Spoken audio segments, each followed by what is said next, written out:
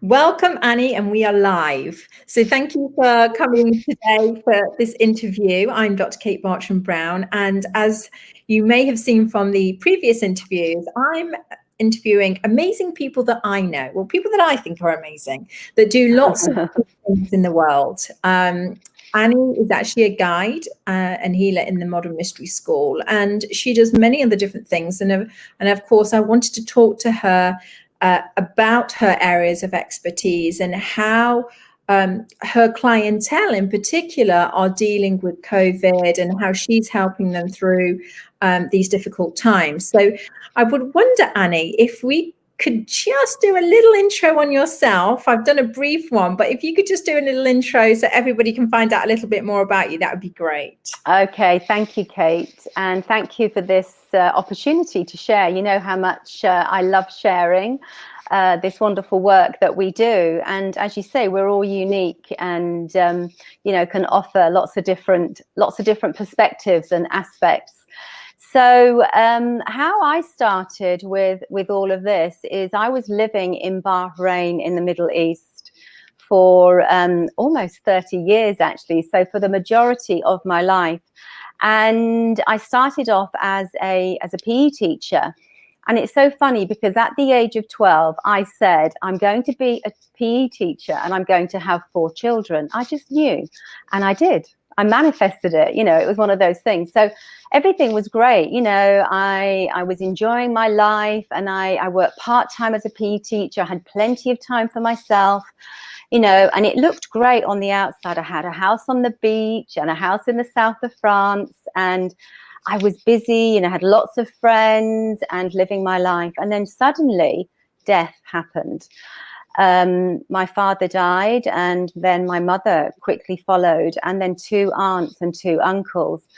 And this was a huge shock, and I began questioning, what is death? What happens when people die? And actually, what is this life all about? Anyway, these questions took me on quite a journey, and I became quite anxious and depressed. And I was not my usual sparkly, bubbly self at all. And I would say that, from that point onward, I began to struggle in life, and I began to close myself down, and everything around me seemed to fall apart. My relationships with my ex-husband now, and also with my children as well, and my friends. And there was one common factor in all of that. It wasn't them. It was me.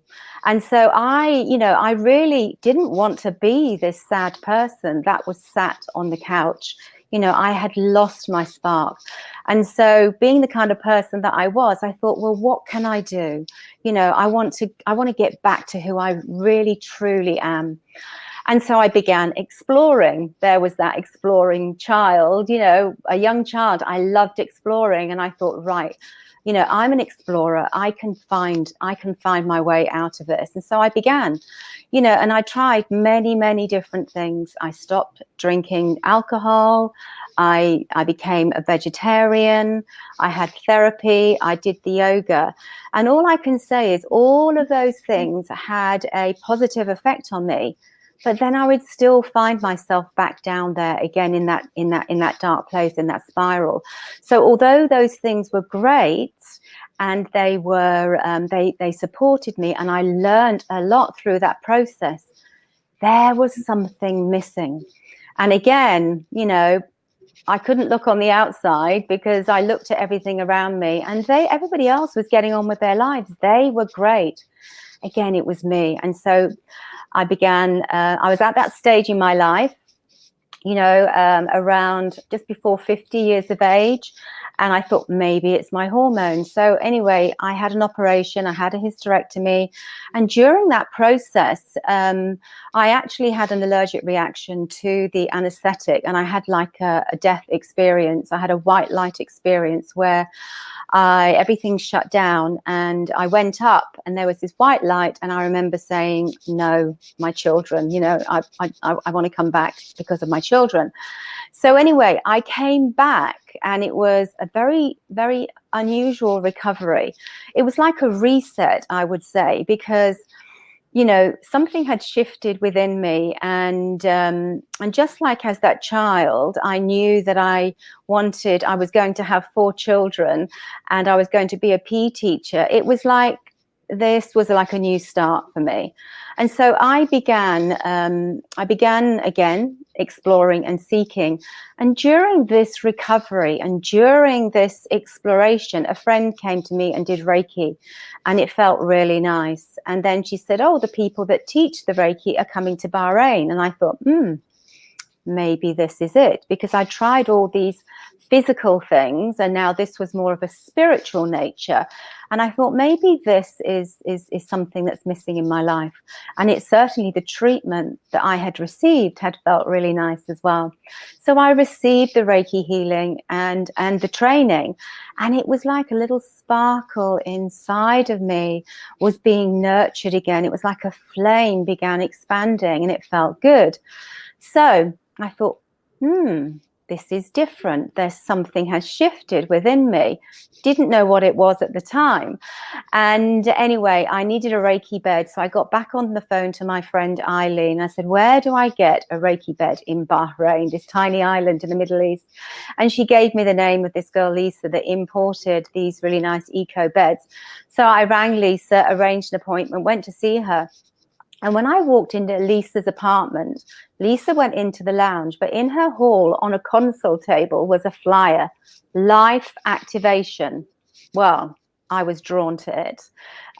Get more positive energy, reconnect you to your blueprint, you know, get you back in alignment. I went, Lisa, more positive energy. Lisa, tell me about the Life Activation. She says, oh, don't you want to order your Reiki bed? And I said, I really want to know about the Life Activation, because once again, I knew I was drawn to that. And being that kind of person, you know, as I said, that knower, I knew that this was something that I needed. So anyway, she booked me in for a few days later, and I ordered the Reiki bed. And all I can say is when I received that Life Activation, it was like I got my spark back. And I liken it to, you know, living my life before the Life Activation. It was like I had blinkers on. This was my life. This was my life. This was all to my life. And afterwards, it was like, oh, maybe I'll go over here and do this. Perhaps I can do that. And it was like, I got this positive energy, motivation, possibilities, potentialities. And most of all, I felt connected. It was like I had this return to who I truly was. And, you know, so that's how it started for me, really. I had the Life Activation, and because it was such a powerful effect and it worked, I wanted more. And that was it. I kept on, you know, whatever she suggested. Oh, I'm teaching this class called Empower Thyself. You're going to receive these ancient tools where you can manage your own energy. And I was like, yeah, because I feel great. And if it's anything like what I've already received. And so I found that thing that I had been looking for, that had given me that permanent change within myself. Yeah. So this is interesting, Annie. I just want to pick up on this, but you know, so we, you know, we're talking about now. You know, you were talking about your life experience and how, you know, you were coming up to that age of 50, and I think this is really important. A lot of people are coming up to that age range where they, you know, and I've had several conversations actually over the last few weeks, and they say, oh, well, I'm just going to get to my retirement, or I'm just going to do this. And and so they're kind of just existing. They're not necessarily living life to the full, or understanding that they can have a complete change, or maybe the change is daunting. And what's interesting about your experience, Annie, is that I know now that you work with a lot of people that are of a certain age who have not had any experience of meditation or healings and what have you. So could you tell us a little bit about that? Could you tell us how people that perhaps have never experienced anything like this before and they've gone through all their lives, and they're coming into that later phase of life, and actually maybe a new lease of life, and how they've experienced the tools and the meditation and things like that you run. What's been the feedback? The feedback has been amazing, and as you're saying, I've been working with an organization called the U3A, which is for people that have either retired or they're later on in life, and it organizes lots of different activities. So when I moved to this area in Chepstow, I thought, well, this is an area that I can support the older generation with meditation. So I joined the U3A myself, and I immediately went to the organizer and say, look, I offer meditation. Do you have anybody that is sharing it at the moment? And would you be open? And he said, I don't know whether anybody would want it, And I said, well, just send it out and we'll see. Anyway, he said, he came round and he said, how many people can you take? And I said, well, 15 people. Anyway, it was way oversubscribed. It was about 45, 50 people. So we started off with the first 15, and it was amazing. And as you say, a lot of them, most of them, they had not experienced any kind of meditation before. So it was a first time experience for them. Some of them in their earlier years had done a bit of yoga. And so they came not knowing what to expect. And they were like, oh my goodness. For the first time, they said, I feel really at peace. And, they were able to, after coming for a few weeks, because each week, I'd give them, lead the meditation, but also show them how they could use it to help them with their sleep. Because a lot of people, as they get older, do struggle with waking up in the night and not being able to go back to sleep, or also not being able to actually get to sleep at night. So I showed them how they could use some of the max meditation techniques of the relaxing the body and the quietening the mind. And I said, just try it when you wake up in the night, and just begin commanding your body to relax from your feet. They don't get any further than their lower abdomen, and they're back to sleep again. So they said it has been life-changing. It has really been life-changing. I love that, Annie, because that's what, these interviews, I wanted to bring attention to, like all the different areas of work that we as guides go into, the different communities. And I know you have been doing this amazing work. Now, what also struck me as interesting, this all started pre-COVID. Yeah. And of course, then a lot of these people were then shielding. They couldn't be around people. Perhaps some of them were on their own. So could you tell us a little bit how you got over that issue of, obviously you were meeting it in face to face, and then you had to go online? Could you tell us a little bit about that? Yeah, so immediately that the COVID situation happened, I switched to using Zoom. And once again, with older people, they had to kind of push through some of their technology challenges, but I was able to talk them through it. But such was their desire, because we'd started in the January, so it'd been a few months now that we had been running the meditations in person. And so the majority of them did switch to using and joining me online with Zoom. A bit skeptical at the beginning, however, we're still doing it. They just said it still works. They're still finding that deep sense of peace and relaxation. And I do it on a Wednesday, and so they call it their perfect midweek pickup. They just love it. They love it. Yeah. So Annie, how important is it for people who are coming of that age, and maybe, like you said, experiencing more death around them? They're going into maybe retirement. How important would you say it is for them to look after their mental, emotional well-being, their physical well-being? Well, I would say it's primary importance. And this is the thing, because there's an increasing awareness, but there's still a bit of a lack of awareness of not only do we need to look after our physical body, but we also need to look after our emotional and mental well-being, especially with the older generation, because meditation is it's in vogue now, but it wasn't so much when they were younger. But, the biggest thing is through experience. And that's what I say to people. And I've said to them, just give it a go and see how you feel. And if it does make you feel better, then do it. And if not, then it's not for you, sort of thing. However, they've all persisted, and they have found that not only does it affect them, give them strategies, as I say, for how to tackle those challenging situations that come to them with the breathing and with the relaxation, and also with that interrupted sleep and stress.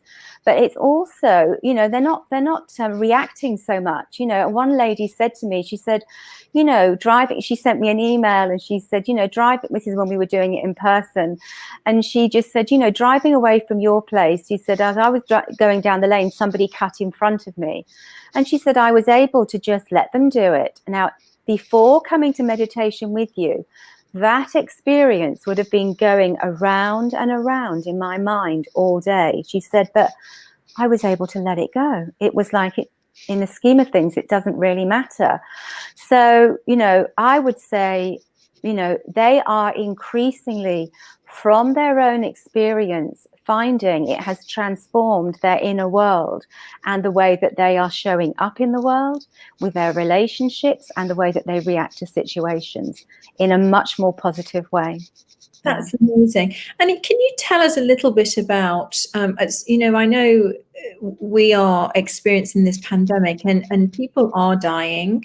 Some people are dying, of course, of natural causes and what have you. But we are surrounded by this fear of what could potentially happen to our family and friends, or maybe we've already sadly lost someone. Yes. And I know that was something that you experienced, and it created this jolt, if you like, into, my goodness, what is this all about? What would you say to people out there that are going through grief, or the fear of death, or have death around them, or what are the tools that they can be using? How can we help? Well, with any sort of fear that you have, it's best not to just ignore it or sweep it under the carpet. It's what I found was to explore it and find out, not actually to as happened to me, to have that personal experience, but to gain a deeper perspective of what actually happens when people die. And what happened to me was, I did have this fear, and it was triggered by all of that death around me. And the greatest thing that happened to me was in the Empower Thyself class, the initiation class that I did in Bahrain. We were given the story of what happens when we do cross over. And it was one of those stories that, I was skeptical about at the time. And I thought, well, do you know what? I'm going to live with this as my perspective. And if it makes me feel better that, we continue on into, as an eternal being, if living with that as my perspective makes me enjoy life and have a greater experience in this physical, then I'm going to keep it. This is what I'm like, just test it and try it and see. And so I did. And, with the people that I'm working with now, some of them have, they've been initiated, and they have got this, that they've had that teaching as well. And it has greatly shifted. They're living life more alive and active. It's like, this life is for us to experience. And yes, we've got the COVID going on, and we have guidelines and things that we need to follow, which we can do. But the greatest thing that we can do is live our lives to the full, you know, going out there and having that appreciation for the beauty in nature, and you know, really exploring with our senses, not to close yourself down in fear of what might happen. Do what is within your control and live a full and active life. Yeah. I think that's so important. And again, this is something that I, you know, you always remind me of, is in terms of, you know, your clientele and you, is that actually in the mystery school, it's actually your life, it gets better and more richer as you get older, because then you've got all that life experience. So for us, I've noticed, for me, getting older, I seem to be getting younger in a way. You know, it's like, okay, because I don't have the worry that I had before. I don't have the stresses that I had before. You know, I am open to much more opportunity, and I'm, you know, I have all these different perspectives, and it's actually makes me feel younger than when I was in my, you know, early 30s, which is, you know, kind of amazing. So, you know, sometimes I hear people say to me, "Oh, I'm too old for that, changing my ways, too old for that meditation, I'm too old for those classes. Yeah. What will I do with these classes? You know, I'm old." But Annie, could you, you know, give us a bit of insight as to just how how these tools and classes can expand our awareness and our ability in life? I mean, the key word there is expanding your awareness, because the greater awareness that we have of knowing ourselves, of who we are, is you know, then you can live a more enriching and fun life, whatever age you're at. And the other thing that I started doing with another group through the U3A as well is it started with the stress rescue. So again, you know, it was opened up to the whole of the U3A, and it was because I was doing it online, I said, I'll take about 20 or 30. So, you know, we started with about 20 or 30. And again, with that group, some of them from the meditation group, you know, came and did the stress rescue. They really have found those tools of and different kinds of tools, because some of them, I said, will resonate more with you than others. They have really found the tools of stress rescue so helpful, you know, especially with dealing with this time of uncertainty. And because it opened them up to this idea of, and this was a key one for them, you know, is in analyzing, you know, what is it within the COVID that you can control and what is beyond your control. And when we do this and we say to you, you focus on what you can do and you let go of what you can't do. But our mind, our trickster mind, can hook us into arguing with the politicians on the television, you know, oh, now they've changed their minds again, and, you know, they might be. And I said, but what can you do about that? And they said, oh, we can't. So what? And now they've got that perspective. If they catch themselves in that loop, I said, oh, is that something we can or can't? Oh, so what do we do? Let it go. But what can we do within this situation? And it is so empowering. And then I've invited them to consider just that one thing with other areas of their lives.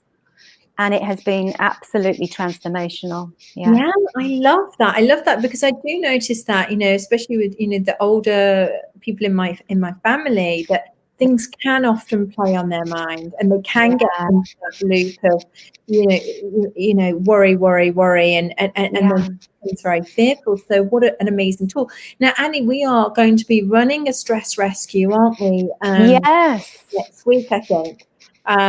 So we'll have to put the details in there for everybody as well, because thank you for mentioning that, because it's such an amazing a class to have, and we're going to do it in 6 parts, I think, aren't we, or something? It's about 6 to 8, because we only have a 30-minute slot, so it's about 6 to 8 sessions. Yes, that's right. Wonderful. Yeah. Yes.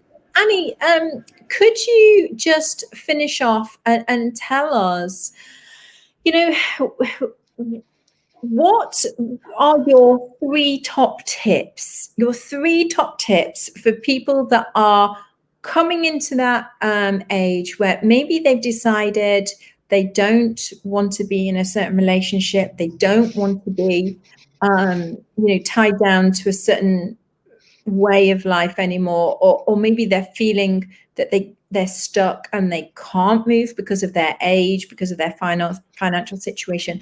What three things would you say to give them now today that they could use? Well, there's two ways I could answer this, Kate. So obviously I would recommend them having the life activation and doing Empower Thyself, and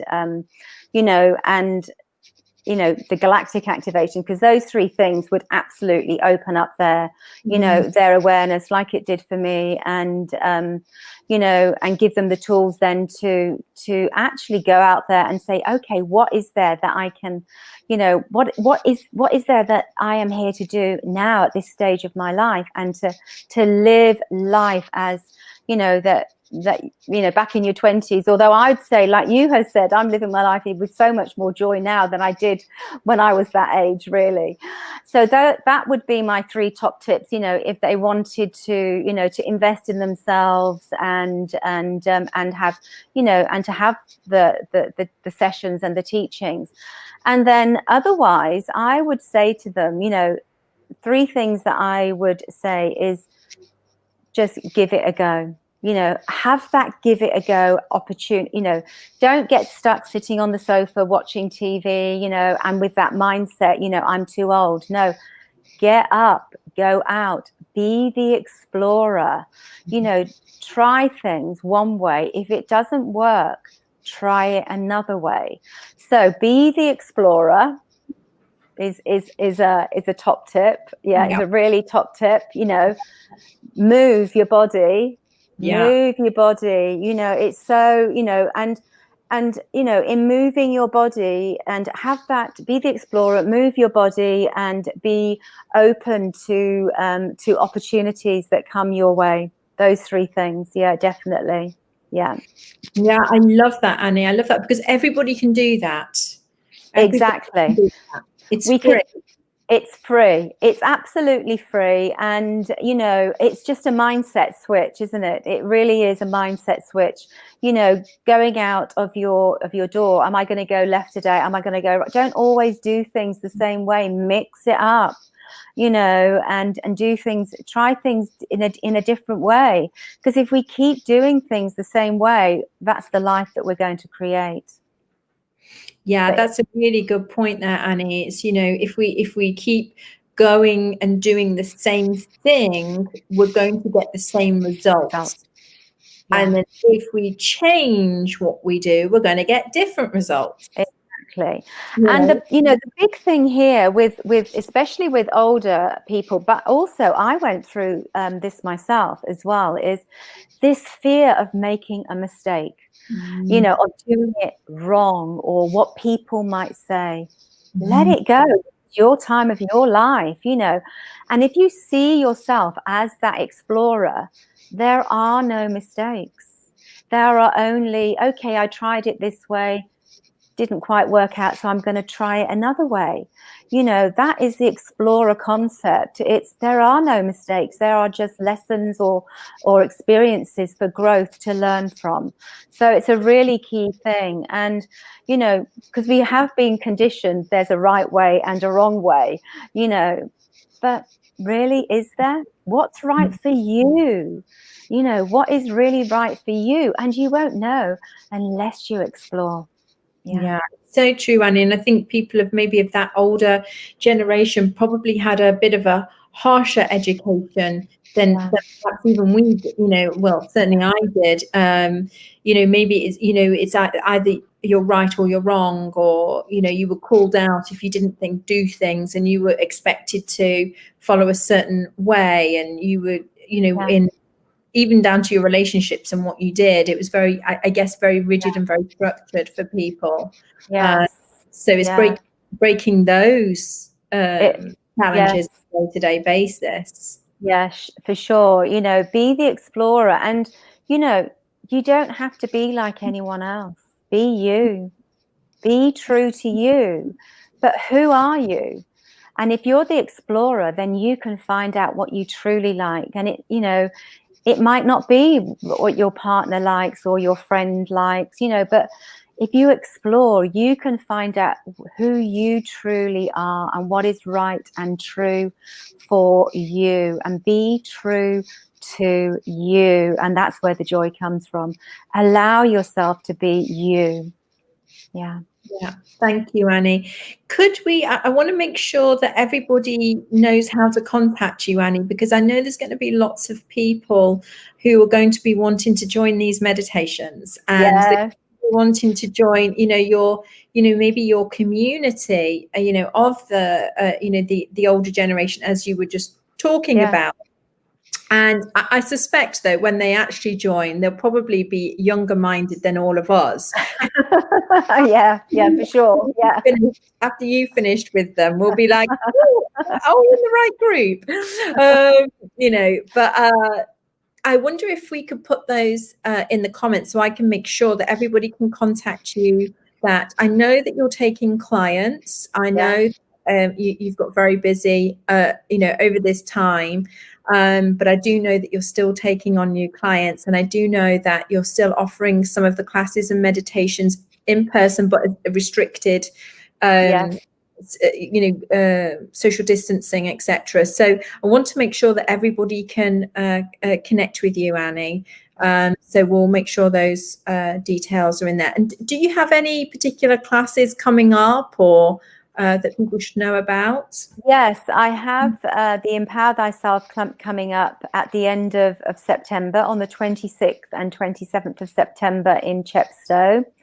And I'm running, I'm doing meditation. I do Chido, which is a simple moving meditation, and a max meditation combo on a Tuesday evening. It's a free Zoom session at 6 o'clock. And then I also do a max meditation on Thursday at 6 o'clock. And on Sunday at 10 o'clock in the morning, I hold a free sanctuary meditation, which is open to everybody, all initiates, and for those people that have done the sanctuary meditation class, which I offer once a week. And it just so happens I'm doing it this Saturday. It's a 3-hour class from 10. It's a free 3-hour class from 10 o'clock till 1 o'clock on Saturday morning via Zoom. Yeah. Amazing. Annie, may we put all those details in the comment box so people can you know, remember that? I think that'd be great. Thank you so much for joining us today. It was a pleasure, and I know there's going to be lots of people out there that you know are coming up into the same challenges that you had, and I know they're going to feel very comforted to know that there is a whole new world out there for them. So thank you very much for that. No, you're so welcome. Thank you. Lovely, and goodbye, everyone. Bye, everybody. Bye. Bye-bye.